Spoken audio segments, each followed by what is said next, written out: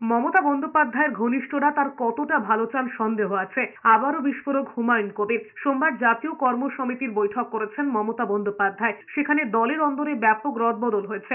1 থেকে বেড়ে 3টি শৃঙ্খলা রক্ষা কমিটি তৈরি হয়েছে। বিষয়টি নিয়েও ক্ষোভ উগরে দিয়েছেন ভরতপুরের তৃণমূল বিধায়ক। তিনি বলেছেন, অভিষেক বন্দ্যোপাধ্যায় সর্বভারতীয় সাধারণ সম্পাদক, সাংসদও। তিনি স্বাভাবিকভাবেই দিল্লির দায়িত্বে থাকবেন। মমতা বন্দ্যোপাধ্যায়ও অভিষেক বন্দ্যোপাধ্যায়ের নেত্রী। কিন্তু মমতা বন্দ্যোপাধ্যায়কে যে কয়েকজন ঘিরে রয়েছেন, যে কজন নিজেদের পরিকল্পনার মধ্যে রেখেছেন, তারা মমতা বন্দ্যোপাধ্যায়ের কতটা ভালো চান, দীর্ঘমেয়াদীভাবে পশ্চিমবঙ্গের শাসক হিসেবে দেখতে চান, তা নিয়ে সন্দেহ রয়েছে বলে মন্তব্য করেছেন হুমায়ুন কবির। ফের একবার ফিরহাদ হাকিমকেও আক্রমণ করেছেন তিনি। বলেছেন, মুখ খোলায় তাকে শোকজ করা হলে বা বড় কোনো ব্যবস্থা নিলে তিনি তৈরি আছেন।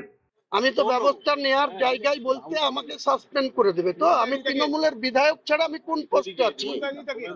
আমাকে তো প্রাথমিক মেম্বারশিপ আছে 2012 সালের 20 নভেম্বর পার্থ চট্টোপাধ্যায় আমাকে একটা মেম্বারশিপ দিয়েছিল, অল ইন্ডিয়া তৃণমূল কংগ্রেসের মেম্বারশিপ। সেই রসিদটা আমার কাছে আছে। সেইটা থেকে বহিষ্কার করে দেবে, সেটার তো কোনো কথা বলারই জায়গা নাই। আপনারাই বলছেন যে কল্যাণ ব্যানার্জি বলেছে, ববি হাকিম বলেছে, আমাদের কথার কোনো গুরুত্ব নেই।